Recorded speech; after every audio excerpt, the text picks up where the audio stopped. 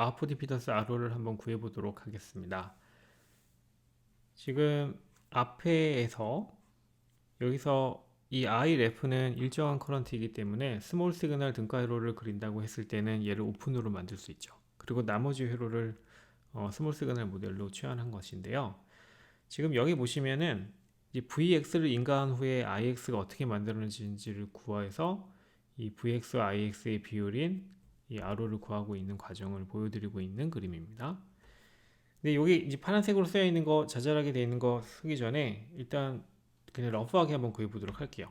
이게 조금 얘는 완전히 좀 세밀하게 한 거고 조금 듬성듬성하지만 결국 근사식은 같은 그런 풀이 방법을 한번 보도록 하겠습니다.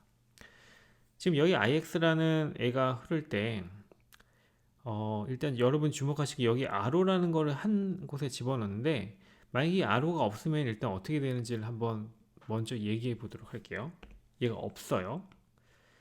이렇게 되면 지금 여기 사실 IX가 흘러가요. IX가 흘러가는데 IX가 어디로 가요? 대부분 이쪽으로 흘러갈 겁니다. 콜렉터에서 에미터로 거의 뭐 1 플러스 베타분의 1 플러스 베타의 커런트니 거의 같은 커런트가 흐를 거고 계속 Q1에 거의 같은 커런트가 흘러갈 거예요. 베이스로 커런트가 뭐 빠져나가는데 뭐 그 원래 이 컬렉터 커런트보다는 작을 테니까 그럼 어쨌든 또 여기 또 IX가 흘러가요.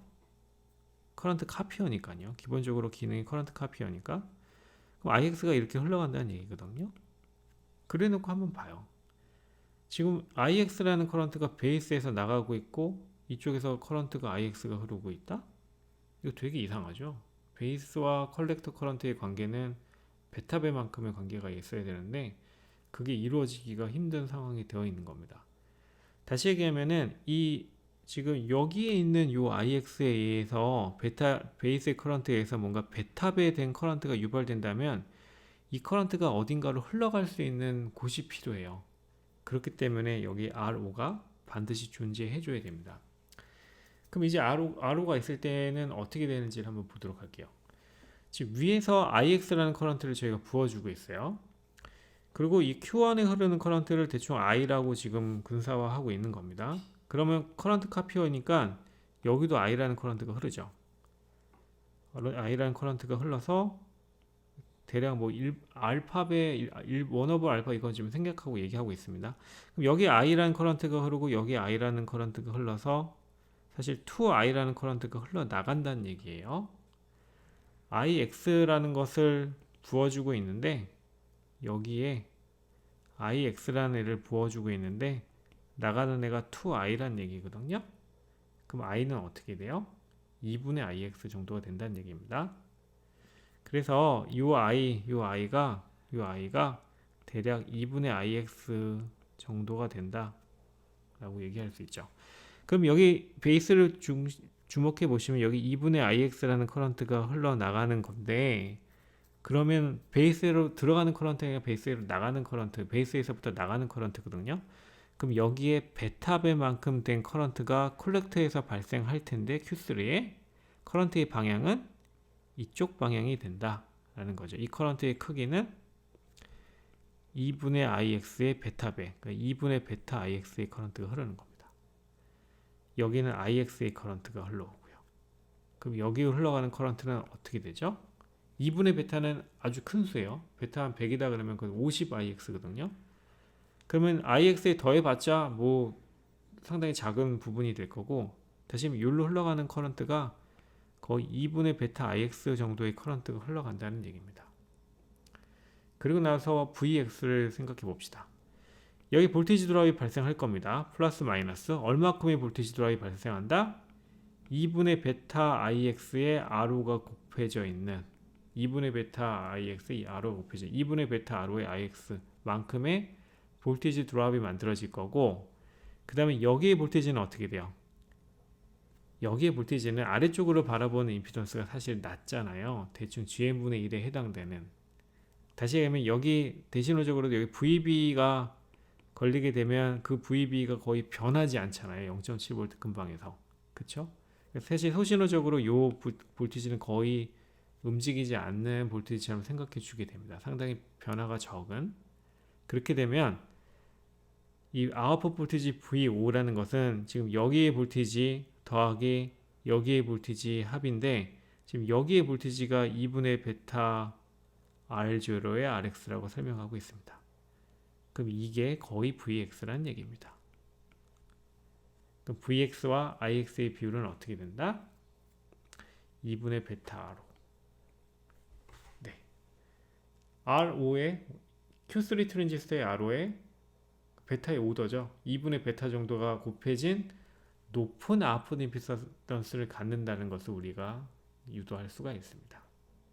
그래서 캐스코드처럼 뭔가 커다란 아웃풋 임피던스를 갖는다는 것을 지금 확인을 한 거고요. 좀 더 면밀한 분석 과정은 지금 파란 글씨를 따라가 보시면 돼요. 여기 그러면 이제 이 베이스 커런트가 들어가는 부분들 이런 것들 다 따져주게 돼서 앞에서 얘기했던 것들에서 조금씩 보정 팩터들이 들어가게 돼요. 아까는 사실은 이 베타를 놓고 얘를 2분의 IX라고 쓴 건데 이런 보정 팩터들이 하나씩 들어가게 되고 최종적인 아웃풋 볼티지도 조금 다른 형태가 만들어져요. 하지만 대략적인 근사식은 제가 지금 설명드린 것과 크게 다르지 않다라는 겁니다. 뭐를 무시할 수 있고 뭐를 무시할 수 없는지를 상대적인 크기를 가지고 이게 따져나가는 게 사실 되게 중요합니다. 그랬을 때 합리적으로 뭔가 제끼고 뭔가 무시하고 그랬을 때 이 분석이나 수식의 전개 같은 거를 조금 간단하게 만들 수 있거든요. 그런 부분들을 조금 캐치하시고 제 설명이 혹시 조금 잘 이해가 안 갔다 싶으면은 다시 한번 보시기를 권해드리겠습니다. 이게 이제 바이폴라의 윌슨 커런트 미러의 이 경우이고요. 이것과 유사한 모스 버전이 있을 수 있어요. 모스 버전에서도 마찬가지의 그런 아웃풋 임피던스가 커지는 것들을 유도할 수 있는데 여기 파란 글씨로 제법 자세하게 써드리고 있는데 어쨌든 결론은 캐스코드처럼 GMRO 곱하기 RO, GMRO 스퀘어 정도의 아웃풋 임피던스를 갖는다라는 그 결론을 얻게 돼요. 이 부분은 제가 여러분한테 따로 맡기도록 하겠습니다. 분석하는 방법은 대동소이합니다. 여기 이제 VX, IX 놓고 실제로 흘러나가는 게 어떻게 되는지를 지금 보고 있는 건데요. 따져보시면은 어렵지 않게 해 나가실 수 있을 겁니다. 이 부분 여러분들한테 맡겨드리도록 하겠습니다. 네. 그리고 나서 한 가지 더 추가하는 것들이 있는데요. 이 왼쪽과 오른쪽 브랜치의 커런트의 미스매치를 이제 줄이는 방법 중에 하나. 그러니까 가령 여기서는 요 노드의 볼티지와 요 노드의 볼티지를 똑같이 가져갈 수가 없는 상황이거든요. 그랬을 때 얘를 똑같이 가져가기 위해서 우리는 뭘 해야 되는가 라는 건데 제법 간단하게 해결해 나갑니다. 뭐냐면 추가적으로 Q4 트랜지스터라는 것을 하나 얹어줘요. 그렇게 되면 여기 그러니까 커런트가 되게 다 비슷한 커런트가 흐를 거라는 것은 가정할 수 있잖아요. 그래서 가령 얘네들이 VGS는 거의 비슷하게 걸릴 거라는 것을 예상을 할 수 있습니다. 그 상황에서 Q4와 Q3의 게이트가 같고 VGS가 거의 비슷하게 유지된다면 요노드 볼티지와 요노드 볼티지가 당연히 유사할 수밖에 없는 거죠. 그래서 얘 커런트와 얘 커런트가 비슷하게 유지될 수밖에 없다라는 게 저희가 내릴 수 있는 이 윌슨 모스에서의 윌슨 타입의 윌슨 타입의 미러 커런트 미러에 저희가 얻을 수 있는 그런 특성입니다.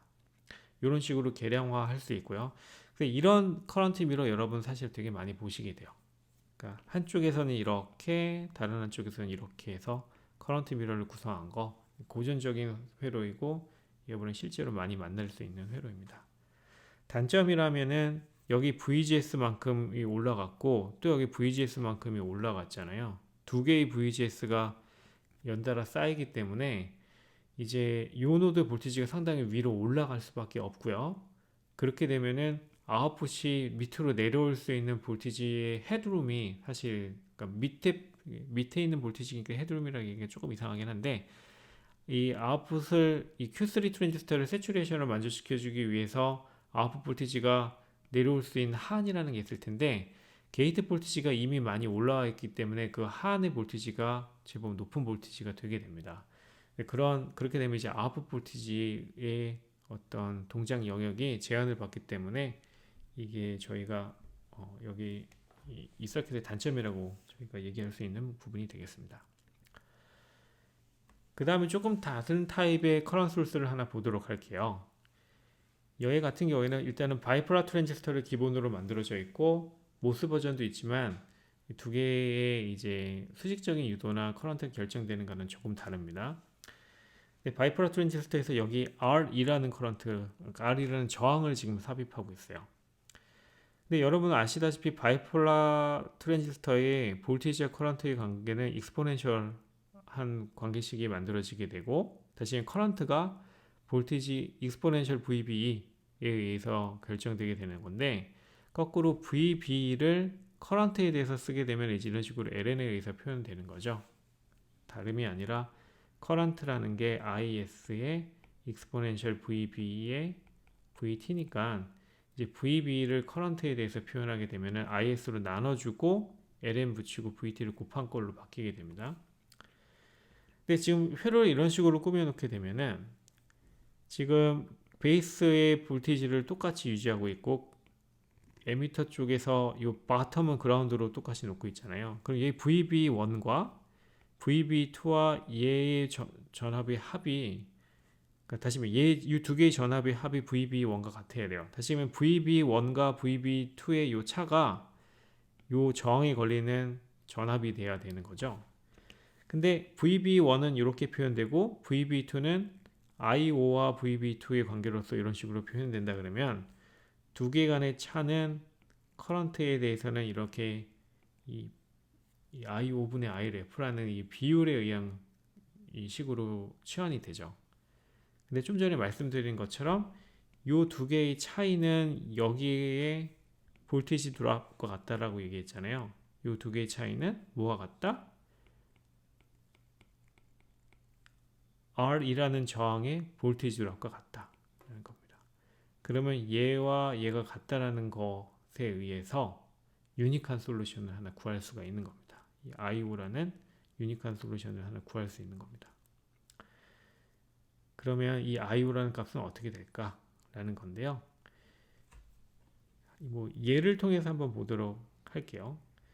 지금 일단 여기서 하나 넘어가기 전에 하나 테이크할 거는 뭐냐면 이쪽으로 바라보는 임피던스는 이 밑에 있는 R이라는 임피던스가 있다고 했을 때 이제 일종의 얘도 캐스코딩이 형태잖아요. 이 에미터 쪽에 디제너레이션 저항이 있을 때 이 컬렉터 쪽에서 바라보는 저항이 높아지는 거. 이거 앞에서 여러분 바이폴라 트랜지스터 할 때 유도하신 바가 있고 캐스코드 하면서도 동일한 방법을 한 게 있어요.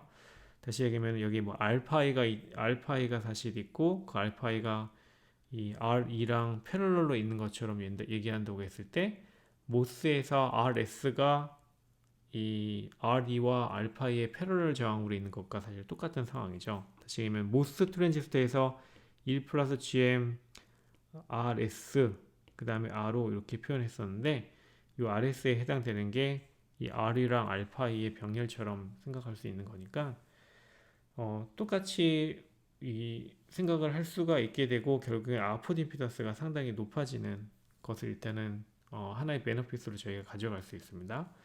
거기에 더해서 이 실제적으로 이 커런트 값이 어떻게 결정되는지를 한번 보도록 할게요. 이 이그젬플인데요. 저희가 여기서 첫 번째 거에서 하고 싶은 건 뭐냐면 Iref가 있고요. 이 IO가 있어요. 근데 우리가 하고 싶은 거는 뭐냐면 10 마이크로 암페어라는 상당히 작은 이 커런트를 만들어내고 싶어요. 어디서? 이 10V 서플라이를 갖고 있을 때 여기서부터 10 마이크로 암페어를 만들고 싶은 건데 왼쪽 서킷을 한번 보시면 왼쪽 서킷은요 이 10V이고요. 그 다음에 여기가 이제 대략 0.7V가 되는 거니까 여기 이제 9.3V 정도가 걸리겠죠. 그리고 그 커런트가 이제 만들어졌을 때 그 커런트가 Q1에서 Q2로 카피됐을 때 IO가 만들어지는 겁니다. 커런트 카피 레이셔가 거의 1대1인 상황이죠. 그러면 이게 이대로 가려면은 어떻게 돼야 하는가 라고 봤을 때 여기니까 그러니까 조금 정확하게 구한 막 숫자들이 있는데 그렇게 하지 말고 그냥 대충 볼파크 넘버만 구한다고 생각하십시오. 여기 0.93V 죄송합니다.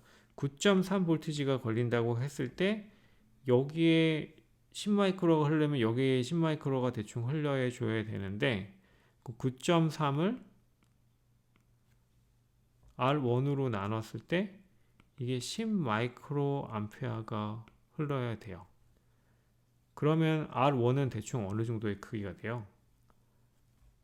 R1은 9.3V에 10마이크로 9.3V를 10마이크로로 나눠줘야 되는 거고요.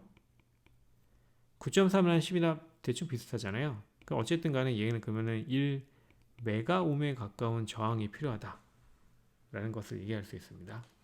면밀하게는 942kΩ이다 라고 했는데 뭐 저희 그렇게 정확하게 계산할 필요는 없고요. 그냥 1000K 1메가옴 정도의 저항이 필요한 상황이에요. 근데 여기 같은 경우에는 이제 어떻게 되냐? 마찬가지입니다. 여기 0.7V이고요.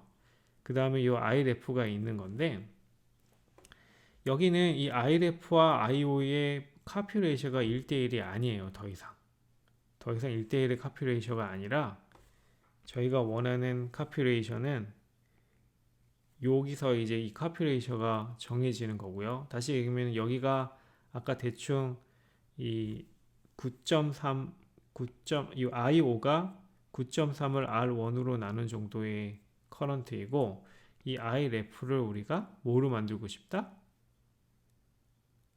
죄송합니다. IREF가 9.3V를 R1으로 나눈 것이고 이 IO를 10마이크로암페어로 만들고 싶다는 겁니다.